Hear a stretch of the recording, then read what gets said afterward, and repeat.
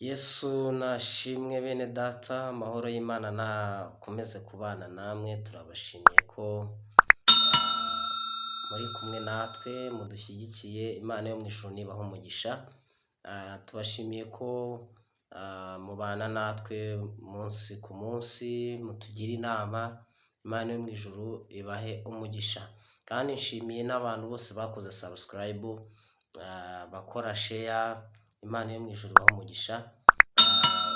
Ndetse kandi ndashishikariza no turayikora rwose akore subscribe kugira ngo dukomeze twamamaze ubutumwa bwiza. Uwiteka aduhana umugisha. Kandi nujya ijambo ry'Imana rigufashije, wumvishije ufashijwe, ujye ukanda like, sharing. Imana yo mu ijuru iduhane umugisha. Hanyuma tugiye kuganira ijambo ry'Imana. Reka dusenge. Imana yo mu ijuru iduhane umugisha. Reka dusenge. Turagushimiye nyakubahwa Imana, tugushimiye kudukunda, tugushimiye imbabazi zawe n'urukundo rwawe bitarondoreka kutubaho ko bwije no ko bukeye. Tugushimiye Uwiteka Nyiringabo ko wadukunze. Urukundo wadukunze warugaragaje ubwo watangaga umwana wawe w'ikinege, akemera kuza mu isi, akemera ku mibabaro yose, akemera ku rupfu rw'umusaraba, akemera gupfa asize icyubahiro yari afite mu ijuru. Uwiteka turagushimiye kubw'urwo rukundo, kandi urwo rukundo turuha agaciro. Urwo rukundo Uwiteka Nyiringabo imbaraga zarwo turazibona. Turagushimiye rero ko wongeye Uwiteka Nyiringabo kongera ubusabane. Uwiteka Nyiringabo wari ufitanye n'umuntu, uko gusabane bukongera bukaboneka. Turagushimiye kubw'urwo rukundo. Izina ryawe nirihabwe icyubahiro.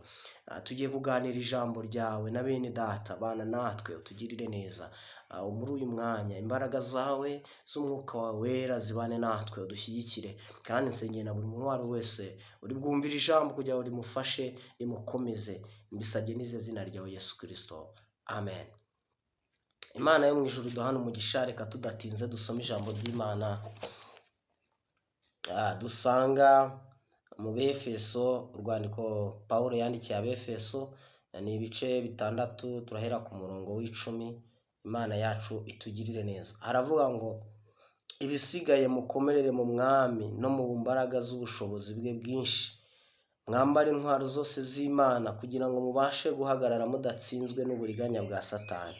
Kuko tudakirana n'abafite amaraso n'umubiri, ahubwo dukirana n'abatware bafite ubushobozi, n'abategeka iyi si y'umwijima, n'imyuka mibi y'ahantu ho mu ijuru.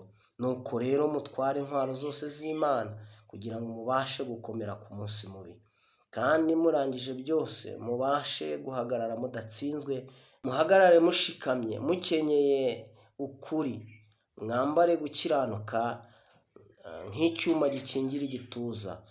Mukwese inkweto arizo butumwa bwiza. Mwambaye amahoro aribwo butumwa bwiza bw'amahoro bubiteguza. Kandi ikigeretse kuri ibyo byose mutware kwizera nk'ingabo, ariko muzashoboza kuzimisha imyambi ya wa mubi yose yaka umuriro. Mwakira agakiza k'ab'ingofero, mwakira inkota n'umwuka ariyo nkota. Mwakire n'inkota y'umwuka ariyo jambo ry'Imana. Musengeshe umwuka iteka mu buryo bwose bwo gusenga no kwinginga. Kandi muri ibyo mugumye rwose kuba maso, musabira abera bose. Imana yacu iduhana umugisha. Reka tugarukire hano. Tugarukiye ku murongo wa 19. Imana yacu itugirire neza. Tugiye kuganira ijambo ry'Imana rifite intego ivuga ngo Imana iduha imbaraga zo kubasha kunesha ku munsi mubi. Imana itwambika imbaraga kugira ngo tubashe gukomera ku munsi mubi. Imana yacu itugirire neza. Tugiye kuganira ku munsi mubi. Uyu Pawulo yandikira Abefeso,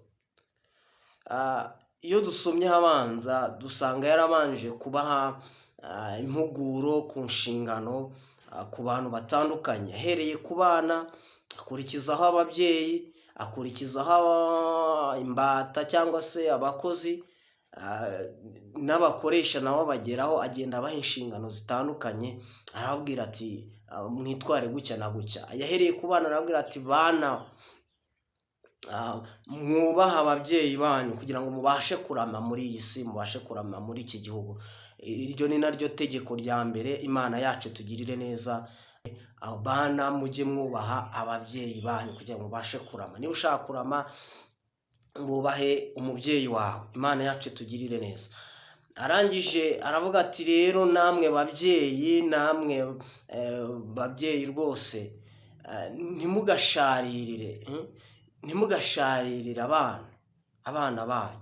Hari igihe usanga umubyeyi yarashaririye abana, ugasanga ahora abwira nabi abana be, aratukana, umwana yakora ikintu akaba aratutse, mbega ugasanga ntajya aha abana be ubwisanzure, abana bahora bamutinya, ameze nk'igisimba imbere yabo. Icyo rero ni ikibazo gikomeye cyane, ariko Imana yacu turengere. Mwene data, niba uri umukristo, ukwiye kudasharirira abana, ahubwo abana ukabigisha inzira nziza y'agakiza bakayikuriramo. Ukigisha umwana wawe inzira yo kubaha Imana, akaba ari yakuriramo. Ukamwigisha amategeko y'Imana, akaba ari yakuriramo. Imana yacu tugirire neza. Ariko usanga muri ino minsi ya none, umuntu nawe ibyo, tuvuge urugero, aho umwana asengera siho umubyeyi we asengera. Ukibaza ninde uri bumuhe uburere buruta ubwo wowe wakabaye umuha. Ese ibyo aho uri wowe, ibyo babigisha nawe ntubyizera, ntabwo ubashyigikiye ku buryo utabyigisha umwana wawe. Yego, umwana hari ikigero ageramo akaba yakwihitiramo itorero ashobora kujyamo, ariko se tuvuge niba umwana ari munsi y'imyaka 12, uwo nguwo afite amahitamo. Akwiye kugera kuri iyo myaka 12 hari uko wamwigishije abana n'Imana, akagera muri icyo kigero yaramenye Imana. Imana yacu tugirire neza. Nibyo Pawulo arimo abwira Abefeso, akabwira ati mwigisha abana, aho kugira ngo abana mubasharirire,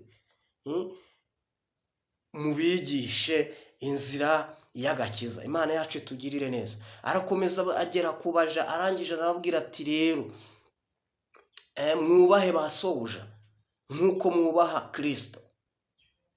Ntimukorere ku jisho ngo mukore harimo abareba gusa, ahubwo no mu gihe adahari mujye mukora inshingano zanyu kandi muzikore neza mwumvira. Imana yacu tugirire neza. Arangije agera ku bakoresha, arabwira ati namwe ntimukikakaze, mujye muca bugufi, mujye mubwira neza abo mukoresha. Hari igihe usanga umuntu ugasanga nyine kuba afite amafaranga, kuba akize, ugasanga yabereye abakoresha, yababereye nk'ihwa mu kirenge. Ugasanga ni ikibazo, yishyira hejuru, yarikakaza, ntajya avuga neza, yumva ko nyine ari byose. Ariko twese tugomba kumenya ko Imana itarobanura abantu ku butoni, ahubwo twese dufata kimwe. Imana yacu tugirire neza. Twese zaduha ubugingo kimwe, ititaye ngo ari umukire cyangwa ari umukene. Imana yacu tugire neza. Niyo mpamvu ukwiye kumwubaha, niyo mpamvu ukwiye kumuha ibyo asabwa. hari umuntu, hari igihe umukoresha agira gutya, agakoresha umuntu akamushyira mu kazi kandi ngo ajya gusenga, yarangiza niba amwishyura ku kwezi ugasanga aramwambuye, ugasanga akoze amezi 3 ntamwishyuye, ugasanga mbega ni umwambuzi kandi rwose buri cyumweru arasenga, isabato arayubahiriza. Ukibaza ni ikibazo kiba gikomeye, ariko dukwiye guhinduka. Haleluya. Ngo nuko arangije kubabwira ibyo byose, arabwira ati rero ibisigaye, ibyo byose nibumara kubyubahiriza, Imana yacu tugirire neza. Oh haleluya. Ati bisigaye nyuma yo kubahiriza ibyo byose, mu nyuma y'uko ubuzima turimo muri iyi si ntawe ubangamiye undi, twese twubahana, twese mbega dushyigikirana, ntawe usuzugura undi, dufashanya, mbega tugira urukundo, mbega buri kintu cyose kijyanye no muri sosiyete tumaze kugitunganya, akazi kacu tugakora neza, ntawe tubangamira. Imana yacu tugirire neza. Ati bisigaye byose rero mutware intwaro zose z'Imana. Haleluya. ngo kuko ngo tudakirana n'abantu bafite imibiri, ahubwo dukirana n'imyuka mibi. Ntago dukirana n'abantu bafite imibiri n'amaraso, dukirana n'imyuka mibi y'ahantu ho mu kirere. Imana yacu iturengera. Ati ibyo byose mubirangije, mutware intwaro zose z'Imana kugira ngo mubashe guhagarara mudatsinzwe n'uburiganya bwa Satani. Satani afite uburiganya bwinshi, afite ubucakura bwinshi anyuramo kugira ngo agende akamura imbaraga z'abera. Ariko ndakwinginze mwene data, mushiki wanjye, ndakwinginze kugira ngo tware intwaro zose z'Imana kugira ngo ubashe guhagarara udatsinzwe n'uburiganya bwa Satani. Imana yacu itugirire neza, Imana yacu iturengere, Imana yacu twambike imbaraga, Imana yacu iturengere. Nanjye jabwira ati dukirana n'imyuka mibi y'ahantu ho mu kirere. Ahabwira ati kandi ngo mutware intwaro zose z'Imana kugira ngo mubashe gukomera ku munsi mubi. Reka tuganire kuri uyu munsi mubi. Imana yacu iturengere. Umunsi mubi ugera ku mubyeyi akabyara umwana, yabyara umwana amwishimiye, agakora ikirori rwose bikagenda neza. Ariko umunsi mubi wagera umwana akamubwira ati ntuzongere kumbyara. Umwana akamunanira, yaramuhaye byose, yaramukoreye byose, mbega ntacyo atakoze. Niba ari amashuri rwose yaramurihirira minerivara yimuha, ariko umwana akigira umuntu udashobotse, mbega akababaza umubyeyi. Umunsi mubi ukwiye kwambara imbaraga zo kugira ngo ubashe gukomera kuri uwo munsi mubi. Umunsi mubi ugera ku muntu, ku mukristo yajyaga gusenga, yagera ku munsi mubi abo basengana bakamukomeretsa, bamara kumukomeretsa gusenga bikamukamukamo, ugasanga yarabiretse yibera mu rugo. Abandi barajya gusenga, najya bati ngenza yansengera mu rugo, akanga kujya aho abandi bari, ugasanga yarigunze kubera umunsi mubi. Imana yacu iturengere.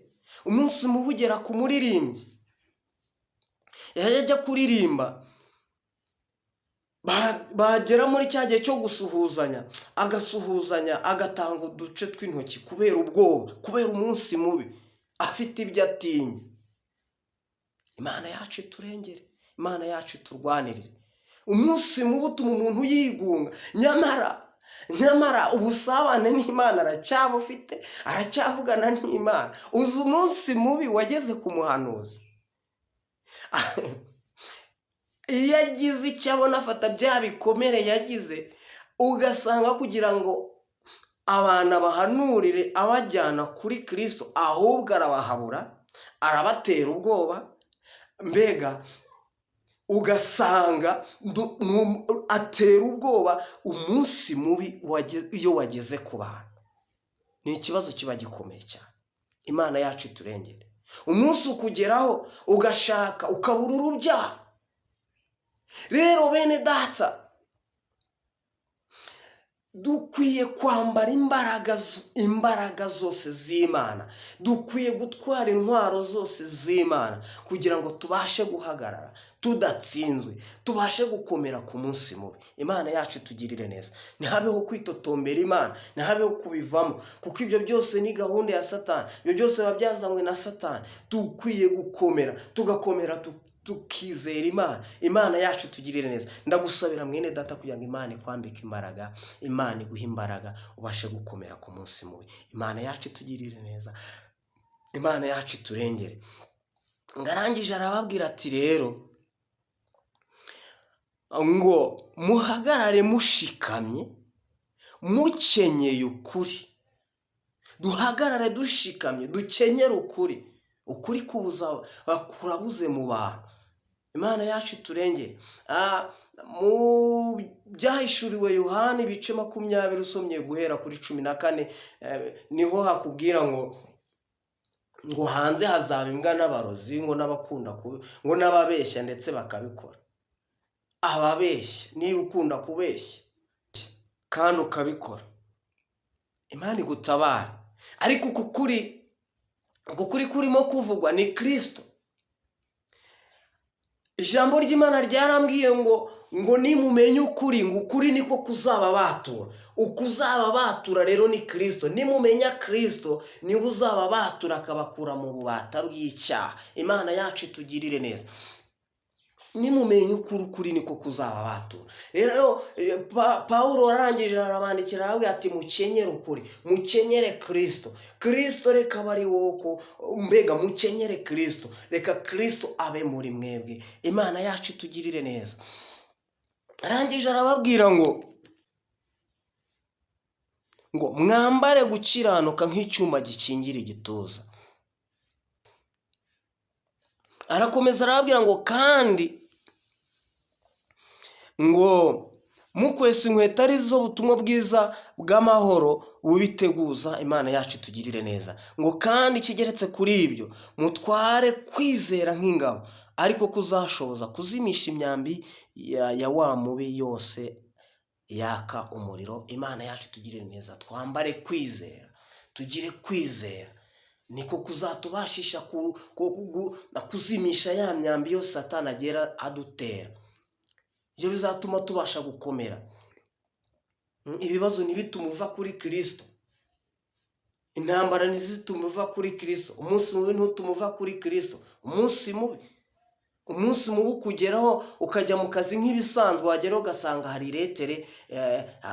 iretere ikubwira ngo wandike usezera, cyangwa se wandike usezera akazi. Bakakugambanira utazi uko byagenze, nyamara ugiye mu kazi nk'ibisanzwe kubera umunsi mubi. Imana yacu twambika imbaraga, iduhe intwaro zose z'Imana kugira ngo tubashe gukomera ku munsi mubi. Imana yacu itugirire neza. Ngo mwakire agakiza k'ab'ingofero, mwakire n'inkota y'umwuka wera, ari ryo jambo ry'Imana. Ngo kandi musengeshe umwuka iteka mu buryo bwose bwo gusenga no kwinginga, kandi muri ibyo byose mugumye rwose kuba maso, musabira abera bose. Imana yacu itugirire neza. Ndabashimiye kubw'ijambo ry'Imana muteze amatwi, ariko musenge. Musenge. Intwaro yo gusenga nayo ntuyibagirwe.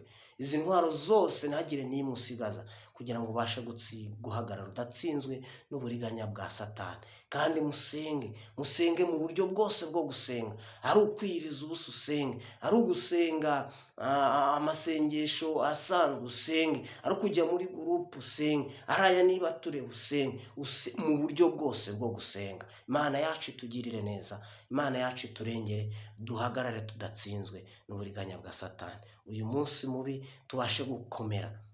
Umunsi mubi nutugeraho twe kubivamo, twe kuva kuri Kristo, ahubwo umunsi mubi nuza dukomeze twishingikirize kuri Kristo, dukomeze duhagarare kuri Kristo. Imana yacu itugirire neza. Turabashimiye. Reka dusenge Imana. Mwakire neza ijambo ry'Imana.